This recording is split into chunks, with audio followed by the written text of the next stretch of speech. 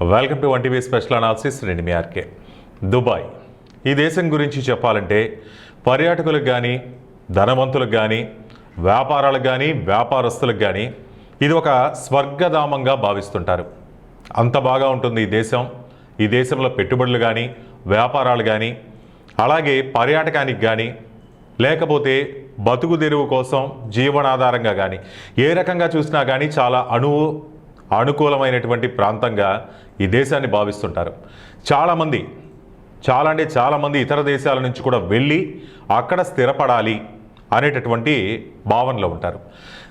అది ఎందుకు ఏంటనే కారణం కూడా చూద్దాం. అక్కడ ఆ దేశంలో ముఖ్యంగా ఎవరైనా కానీ వ్యాపారాలు చేసుకుంటే పన్నులు, అదే వ్యక్తిగత ఆదాయ పన్ను అనేది ఆ దేశంలో ఉండదు. ముఖ్యంగా సంపదపై పన్ను లేదు కాబట్టి ఎంత కష్టపడినా సంపాదించినా కానీ మిగిల్చుకోవచ్చు అనేటటువంటిది ఒకటి. తాము పెట్టుబడులు పెట్టే వాటిపై తక్కువ పన్నులు కాబట్టి ఒకవేళ ఎక్కువ సంపాదించినా కానీ ఎక్కువ సేవ్ చేసుకోవచ్చు అనేటటువంటిది. మళ్ళీ రెండవది, వ్యాపారానికి చాలా అనుకూలమైంది. ఫ్రీ జోన్లు, 100% విదేశీ యాజమాన్యం ఉంటుంది, అంతర్జాతీయ ట్రేడ్ హబ్గా ఉంటుంది కాబట్టి సులభంగా కంపెనీ రిజిస్ట్రేషన్లు కూడా ఉంటాయి. అందుకే ప్రపంచవ్యాప్తంగా కూడా ఒక వ్యాపారాన్ని ఎక్స్పాండ్ చేసుకోవాలి అంటే, అదే విస్తరించాలి అనుకుంటే అనువైన కేంద్రంగా ఈ దుబాయ్ని భావిస్తుంటారు. మరో ముఖ్యమైన అంశం కూడా చూద్దాం, భద్రత. ఏ దేశానికి వెళ్ళినా కానీ ఇతర దేశస్తులు ఒక దేశానికి వెళ్తుంటారు అంటే అక్కడ భద్రత అనేది విదేశీయులకి ఎక్కువ భద్రత ఏదుంటే ఆ దేశాన్ని వాళ్ళు ఎంచుకోవడం జరుగుతుంది. అందువల్ల భద్రతకు కూడా ఎక్కువ ప్రాధాన్యత ఇస్తుంది దుబాయ్ ప్రభుత్వం.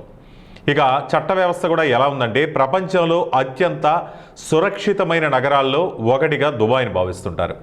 అక్కడి చట్టాలు కూడా చాలా కఠినంగా ఉంటాయి. ఒకరిని ఇబ్బంది పెట్టకుండా, అసాంఘిక కార్యకలాపాలకు పాల్పడకుండా తమ పని తాము చేసుకొని, అది వ్యాపారం కావచ్చు, ఉద్యోగం కావచ్చు, లేకపోతే ఎంజాయ్మెంట్కి వెళ్ళిన వాళ్ళు తమ సంతోషాన్ని కావచ్చు, ఒకరికి ఇబ్బంది కలగకుండా కానీ చేసుకున్నట్లయితే వాళ్ళకి ఓకే. కానీ అతిక్రమణలు చేస్తే, వాళ్ళ చట్టాలని ఉల్లంఘిస్తే మాత్రం చాలా కఠినంగా వ్యవహరిస్తుంది దుబాయ్ ప్రభుత్వం. అందుకే ఆ దేశంలో క్రైమ్ రేట్ కూడా చాలా తక్కువగా ఉంటుంది. అంటే తప్పు చేయడానికి చాలా భయపడతారు. అందుకే చాలామంది డబ్బు సంపాదించిన కుబేరులు కూడా వాళ్ళ కుటుంబంతో సహా, వాళ్ళు మాత్రమే కాదు వాళ్ళ కుటుంబంతో కూడా సురక్షితంగా అక్కడ జీవించవచ్చని, అక్కడే సెటిల్ అవ్వాలని వాళ్ళ ప్లాన్లు చేస్తుంటారు. ఇక ఎంజాయ్మెంట్ గురించి కూడా కొదవనేది లేదు. లగ్జరీ జీవనశైలి కూడా అక్కడ ఉంటుంది. ఎందుకంటే అక్కడ అత్యాధునిక మాల్స్ కానీ, విల్లాలు కానీ, స్కై స్క్రాపర్లు కానీ, ప్రైవేట్ బీచ్లు, యాచ్లు, గోల్ఫ్ కోర్సులు, ఇలా ఒకటేంటి మొత్తం ఒక ఎంజాయ్మెంట్ మొత్తం కూడా దుబాయ్లో ఉంటుంది. ఇక హై అండ్ లైఫ్ కోరుకునే వాళ్ళకి మాత్రం పరిపూర్ణ స్థలం దుబాయ్గా చెప్పొచ్చు.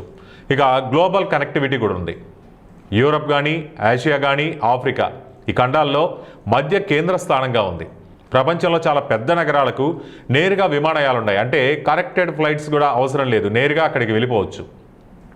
వ్యాపార ప్రయాణాలకు కూడా ఈ ప్రాంతం అంటే వాళ్ళ యొక్క టైం టేబుల్ని బట్టి సమయానుకూలంగా ఉంటుంది కాబట్టి దాన్ని ఎంచుకుంటారు. ఇక విద్య, ఆరోగ్యం అంటారా, ఉత్తమ విద్య కానీ, ఆరోగ్య సేవలు కానీ ఈ దుబాయ్లో పుష్కలంగా ఉంటాయి. అంతర్జాతీయ స్కూళ్ళు ఉన్నాయి, ప్రపంచ స్థాయి ఆసుపత్రులు ఉన్నాయి. కాబట్టి కుటుంబాలతో నివసించాలనుకునే వాళ్ళకి దుబాయ్ ఒక అనుకూలమైనటువంటి వాతావరణంగా భావిస్తారు. ఆ ప్రభుత్వం కూడా అలాంటి ఏర్పాట్లన్నీ చేసింది. ఇన్ని ఉన్నాయి కాబట్టి దుబాయ్ వెళ్ళడానికి, అక్కడ సెటిల్ అవ్వడానికి, ఉపాధి పొందడానికి దేశ విదేశాల ప్రజలు కూడా చాలా ఇంట్రెస్ట్ చూపిస్తారు.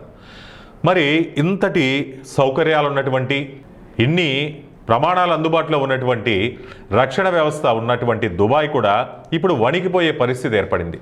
మరి ఇలాంటి పరిస్థితుల్ని విదేశీ ప్రజలే కాదు దుబాయ్ కూడా ఊహించలేదు. ఇటువంటి పరిస్థితి ఒకటి వస్తుంది, ఇలాంటి రోజు ఒకటి మనం చూడబోతున్నామని. మరి అటువంటి పరిస్థితుల్లో తమ జీవితాలకు రక్షణ లేని ప్రదేశంలో ఉండాలని ఎవరన్నా కోరుకుంటారా? తమ జీవితానికి భద్రత ఉన్నంతకాలం పర్వాలేదు, భద్రత లేదని తెలిస్తే మాత్రం ఎవరూ ఉండాలనుకోరు కదా, కాదు కదా. ఒకవైపు డబ్బు, ఆదాయం, ఇంకొక వైపు ప్రాణం. అంటే ఎవరైనా దేని వైపుకి వెళ్తారు? అంటే మన బిజినెస్లు ఉండొచ్చు, డబ్బు సంపాదన ఉండొచ్చు, జీవనోపాధి ఉండొచ్చు, ఏదున్నా కానీ ప్రాణం కంటే ఇవేమీ ఎక్కువ కాదు. కాబట్టి ప్రాణమే కదా, అది ఉంటే చాలు, మిగతా ఎప్పుడన్నా సంపాదించుకోవచ్చు. ఈ పరిస్థితికి దుబాయ్కి ఎందుకు వచ్చింది? దుబాయ్లో ఉండాలంటే ఇటువంటి భయాలు ఎందుకు వస్తున్నాయంటే, ఇప్పుడు ఇజ్రాయెల్, అమెరికాలు ఇరాన్పై దాడులకు పాల్పడినటువంటి సంగతి తెలిసిందే.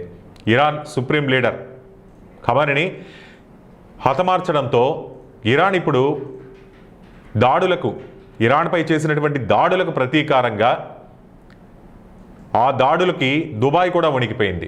అసలు దుబాయ్తో ఇరాన్కి ఏం శత్రుత్వం ఉందంటే, అమెరికాకు మిత్రదేశంగా ఉన్న గల్ఫ్ దేశాలు ఏవైతే ఉన్నాయో వాటన్నిటిపై కూడా ఇరాన్ ఇప్పుడు దాడులకు పాల్పడుతుంది. గల్ఫ్ దేశాలు అమెరికాకి మిత్ర దేశాలుగా ఉన్నటువంటి ఆ గల్ఫ్ మిత్ర దేశంలో దుబాయ్ కూడా ఉండటం దీనికి అసలైన కారణం. శనివారం నుంచి కూడా క్షిపణులు, డ్రోన్లతో వరుస దాడులు చేస్తుంది ఇరాన్. ఆదివారం కూడా దుబాయ్పై దాడి చేసింది. దుబాయ్ ఎయిర్పోర్ట్ని కూడా దాడిపై కూడా దాడి చేసింది. ఈ దాడిని సమర్థవంతంగా మేము తిప్పకొట్టాము అనేటటువంటిది దుబాయ్ ప్రభుత్వం ప్రకటించినా కానీ ఈ ఆందోళన అనేది అక్కడ ప్రజల్లో గూడుగట్టుకుపోయింది. కానీ నిత్యం ప్రశాంతంగా ఉండే ఆ నగరంలో భారీ పేలుళ్ల శబ్దాలు వచ్చాయి, మంటలు, ఆకాశంలో లేస్తున్న దట్టమైన పొగ. స్థానికులు ఎట్లాగైనా కానీ భయభ్రాంతులకు గురైపోతారు కదా, అదే పరిస్థితి అక్కడ. చాలామంది స్థానికులు, పర్యాటకులు కూడా దాడులకు సంబంధించిన వీడియోలు కూడా మనం చూసినట్లయితే సోషల్ మీడియాలో, సామాజిక మాధ్యమాలు వాటిల్లో పోస్ట్ చేయడం జరిగింది. అది చూసినటువంటి వాళ్ళు అసలు దుబాయ్లో ఎప్పుడు ఏం జరుగుతోంది అనేటటువంటి భయంతో ఉన్నారు. అందుకే ఇరాన్ గల్ఫ్ ఆర్థిక ఆయువు పట్టైన ప్రాంతాలపై మిసైళ్లు కానీ డ్రోన్లతో ఇప్పటికే దాడులు చేస్తోంది. ఇప్పుడు గల్ఫ్లో అంతా చాలా గందరగోళ పరిస్థితులు. ఎక్కడ చూసినా కానీ ఇటువంటి భయానక దృశ్యాలు కనపడుతున్నాయి. గల్ఫ్ దేశాల్లో అత్యంత పటిష్టమైన ఆర్థిక వ్యవస్థగా ఎదుగుతోంది దుబాయ్. దుబాయ్లో కూడా ఇప్పుడు పానిక్ చాలా పెద్ద స్థాయిలో ఉంది. ఆందోళన, భయపడుతున్నారు. గ్లోబల్ సిటీగా ఎదిగింది దుబాయ్. దుబాయ్ వైపు ఇప్పుడు అందరూ చూస్తున్నారు, అందరి చూపు అక్కడ ఉంది. మరి అటువంటి దుబాయ్ ఇటువంటి దాడులను అయితే అస్సలు ఊహించలేదు. అసలు దుబాయ్ ఎదుగుదల ఏ విధంగా జరిగిందని చూస్తే చాలా భిన్నంగా ఆలోచించింది దుబాయ్. తమ ఆర్థిక వ్యవస్థను ఎలా బలోపేతం చేసుకుందంటే, మిగతా గల్ఫ్ దేశాలన్నీ చాలా వరకు ఉంటారు వాళ్ళు చమురు నిల్వలపై ఆధారపడి ఉంటారు. చమురు వాళ్ళ ప్రధాన ఆదాయ వనరు. కానీ దుబాయ్లో కూడా ఉన్నా కానీ మిగతా గల్ఫ్ దేశాల మాదిరిగా దుబాయ్ ఆలోచించలేదు. వాళ్ళ ఆర్థిక వ్యవస్థను ఒక్క చమురుపై ఆధారపడలేదు. పర్యాటకానికి పెద్దపీటేసింది, రియల్ ఎస్టేట్ రంగంపై దృష్టి సారించింది, టెక్నాలజీ రంగాల వైపు వాళ్ళ చూపు మళ్లించింది. అనుకున్నట్టుగానే వాళ్ళు పట్టిందంతా బంగారం అన్నట్లుగా గొప్ప విజయాలు సాధించారు. కారణం దుబాయ్ పాలకుడు Sheikh Mohammed bin Rashid Al Maktoum. ఆయన విజన్ ప్రకారం ఈ నగరం ప్రపంచంలోని మొత్తం టాప్ 3 ఆర్థిక కేంద్రాల్లో ఒకటిగా ఎదగడం లక్ష్యంగా పెట్టుకుంది. ఇప్పుడిప్పుడే ఆ లక్ష్యం వైపు కూడా దగ్గరికి వచ్చే పరిస్థితుల్లో ఇప్పుడు 2026 నాటికి ప్రపంచవ్యాప్తంగా ఉన్న వేలాది మంది కుబేరులు కూడా తమ కుటుంబాలతో సహా అక్కడ స్థిరపడ్డారు. అటువంటి అనువైనటువంటి పరిస్థితులను అక్కడ కల్పించారు కాబట్టి వెళ్తున్నారు. మనం చూస్తే చాలామంది క్రీడాకారులు కావచ్చు, సినిమా వాళ్ళు కావచ్చు, సెలబ్రిటీలు కావచ్చు, వీళ్ళందరూ కూడా దుబాయ్లో తమ నివాసాన్ని ఏర్పాటు చేసుకుంటారు. విల్లాస్ కావచ్చు, ఫ్లాట్లు కావచ్చు, ఉండడానికి అవన్నీ కూడా ఏర్పాటు చేసుకున్నారు. కేవలం విలాస్ ఇప్పుడు అంతెందుకు మన ఐపీఎల్ యాక్షన్లు కూడా దుబాయ్లో ఏర్పాటు చేస్తుంటారు. అంతటి ప్రాచుర్యం పొందింది, అంతటి వస్తువులు కల్పించింది. కేవలం విలాస్ కోసమే మాత్రమే కాదు, విలాసంతోనే టాప్లోకి వెళ్ళలేదు దుబాయ్. ఎదగాలంటే పన్ను రాయితీలు ఇవ్వాలి, అద్భుతమైన మౌలిక వస్తువులు ఇవ్వాలి, ఈ రెండు ఇచ్చింది. కాబట్టి అంతర్జాతీయ వ్యాపారాలకు ప్రధాన చిరునామాగా మారింది. ఎంతలా ఎదిగినటువంటి దుబాయ్ ప్రస్తుతం ఇరాన్, ఇజ్రాయెల్ మధ్య తలెత్తిన ఉద్రిక్తతలు, దుబాయ్పై క్షిపణి దాడుల మూలంగా ఈ సురక్షితం అనేటటువంటి స్వర్గ ప్రతిష్టని తీవ్రంగా ఒక క్వశ్చన్ మార్క్గా నిలబడింది. ఎంతవరకు సేఫ్ అనేది. పామ్ జుమేరా వంటి ఐకానిక్ ప్రాంతాల వద్ద భద్రతాపరమైన ఆందోళనలు వచ్చాయి. దీనివల్ల అక్కడ నివసిస్తున్న సంపన్నుల్లో అభద్రతా భావం ఏర్పడింది. ఎప్పుడైతే అభద్రతా భావం ఏర్పడుతుందో మెల్లమెల్లగా వాళ్ళు అక్కడి నుంచి ఇంకో చోటికి వెళ్ళిపోయేటటువంటి ప్రయత్నాలు చేస్తారు. అది దుబాయ్ మీద ఒక ప్రభావం చూపించేటటువంటి అవకాశం కూడా కలుగుతుంది. అంతేగా ఎప్పుడేం జరుగుతుందో తెలియని పరిస్థితుల్లో వాళ్ళు ఆ దేశంలో ఉండడానికైతే ఇష్టపడే పరిస్థితి ఉండదు. ఏ దేశమైనా కావచ్చు, ఆర్థికంగా ఎంత ఎదిగినా కానీ ఆ ప్రాంతంలో శాంతి లేకపోతే, ఒక గ్యారంటీ లేకపోతే నివాసానికి పెట్టుబడులు ఒక్క క్షణంలోకి వెళ్ళిపోయే ప్రమాదం ఉంటుంది. చూస్తుంటాం మన స్టాక్ మార్కెట్లు, ఒడిదుడుకులు ఒక్కసారి కానీ ఏదన్నా ఒక పరిణామం ఏర్పడిందంటే ఎలా డౌన్ అయిపోతాయో, అదేవిధంగా దేశాల యొక్క ఆర్థిక పరిస్థితులు కానీ ఆ ప్రాంతంపై ఉన్నటువంటి నమ్మకాలు కానీ వెళ్ళిపోతాయి. ప్రస్తుతం దుబాయ్ ఎదుర్కొంటున్న అతిపెద్ద సవాల్ కూడా ఇటువంటిదే అని చెప్పాలి. తన భౌగోళిక రాజకీయ తటస్థతను కాపాడుకుంటూ ఇన్వెస్టర్లలో నమ్మకాన్ని పునరుద్ధరించడం అనేది ఇప్పటికిప్పుడు ఇంత తేలిక కాదు. ఒక పరిణామం ఏర్పడడానికి క్షణం చాలు. దాని నుంచి కోలుకొని తిరిగి పూర్వ వైభవాన్ని చాటుకోవాలంటే మాత్రం చాలా టైం పడుతుంది. ఇప్పుడు దుబాయ్ మొత్తం ఎక్కడిదక్కడే అన్నట్టుంది పరిస్థితి. ఎక్కడ చూసినా కానీ డ్రోన్లతో దాడి, ఎప్పుడు ఏం జరుగుతుందో తెలియనటువంటి పరిస్థితి. ఇరాన్ దాడుల వల్ల ప్రపంచంలోనే చాలా అత్యంత రద్దీగా ఉండేటటువంటి దుబాయ్ విమానాశ్రయంలో చాలా వరకు విమానాలు రద్దయ్యాయి. స్వదేశాలకు వెళ్ళిపోతాం ఈ పరిణామాల నేపథ్యంలో అనే వాళ్ళకి ఈ విధంగా ప్రయాణ సౌకర్యం కూడా లేదు. గగనతలాలు మూసివేశారు. రోజు కోట్లాది డాలర్ల నష్టం. ఇది దుబాయ్ ఆర్థిక వ్యవస్థ మీద కూడా పడిపోయింది. దుబాయ్ ఆర్థిక వ్యవస్థలో పర్యాటక రంగం వాటా చాలా కీలకమైంది. చాలామంది అక్కడికి వెళ్తుంటారు, సెలవులు కావచ్చు, లేకపోతే వాళ్ళు అక్కడ ఏర్పాటు చేసుకున్న నివాసాల దగ్గరికి కానీ అలా.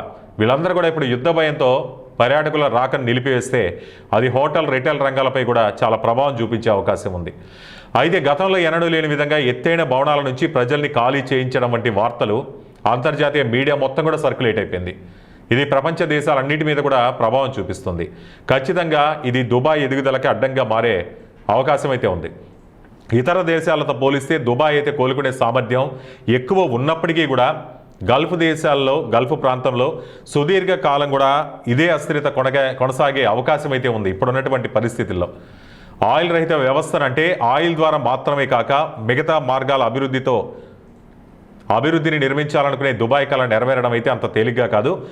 ఏ రకంగా చూసినా ఇప్పుడు దుబాయ్ ఆర్థిక వ్యవస్థకు ఈ దాడులు అనేవి చాలా ప్రతికూలంగా మారాయి అనడంలో మాత్రం ఎటువంటి సందేశం లేదు. ఈ పరిణామాలు దుబాయ్ వైపు చూస్తున్న మిగతా దేశాలు కానీ, కుబేరులు కూడా, డబ్బున్న వాళ్ళు, సంపన్నులు, వీళ్ళందరూ కూడా వెనకడుగు వేసే ఉద్దేశంలో ఉన్నారు అన్నది మాత్రం నిజం.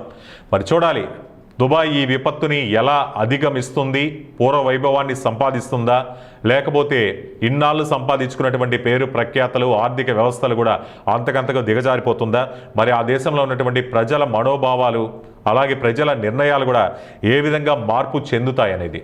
సో ఈ అంశంపై మీ అభిప్రాయాలు కామెంట్ రూపంలో తెలియజేయండి. చూస్తూనే ఉండండి 1TV అనాలిసిస్.